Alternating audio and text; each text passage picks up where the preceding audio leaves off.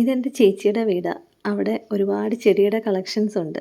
ബോഗൺവില്ലയാണ് കൂടുതലും. പല കളേഴ്സിലുള്ള ബോഗൺവില്ല ഇങ്ങനെ പൂത്തുലഞ്ഞ് നിൽക്കുന്നത് നിങ്ങളെയും കൂടെ ഒന്ന് കാണിക്കാമെന്ന് കരുതി വീഡിയോ എടുത്തതാണ്.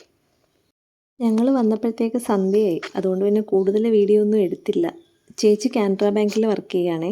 ഇപ്പം കർണാടകയിലാണ്. ചേട്ടൻ മിൽമയുടെ കൊല്ലം ഡയറിയിൽ വർക്ക് ചെയ്യുന്നു. സച്ചിമോൻ്റെ ബർത്ത്ഡേയുടെ അന്നെടുത്ത വീഡിയോയാണ്. പക്ഷേ ഇപ്പോഴത് എഡിറ്റ് ചെയ്തിടാൻ സമയം കിട്ടിയത്.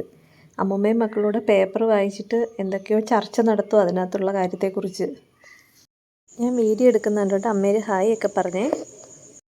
ഇതാ ചേച്ചിയും ചേട്ടനും മക്കളും. ധനിച്ചേച്ചിക്ക് ഇന്ന് രാത്രി തന്നെ തിരിച്ച് കർണാടകയിലേക്ക് പോകണം. 8:30 ട്രെയിൻ കൊല്ലത്തുനിന്ന്.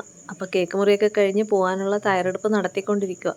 അപ്പോൾ ഓരോ കാര്യങ്ങളൊക്കെ പറഞ്ഞ് കൊണ്ടുപോകാനുള്ള എന്തെങ്കിലും മറന്നോ എന്നൊക്കെ ബാഗൊക്കെ ചെക്ക് ചെയ്ത് പോകാനായിട്ട് ഇറങ്ങുക.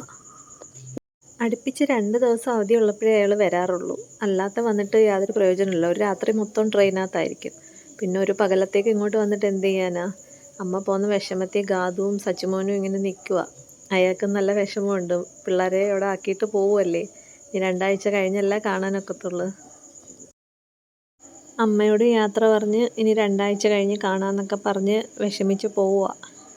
പോകുമ്പം നെഞ്ചിൽ വല്ലാത്തൊരു പിടച്ചിലായിരിക്കും. കാരണം 2 ആഴ്ച കഴിഞ്ഞല്ല. വീഡിയോ കോളൊക്കെ ചെയ്യും. എന്നാലും അമ്മ അടുത്തുണ്ടെങ്കിൽ മക്കൾക്കും അതൊരു സന്തോഷം. പിള്ളേരുള്ളത് അയാൾക്കും ഒരു സന്തോഷം.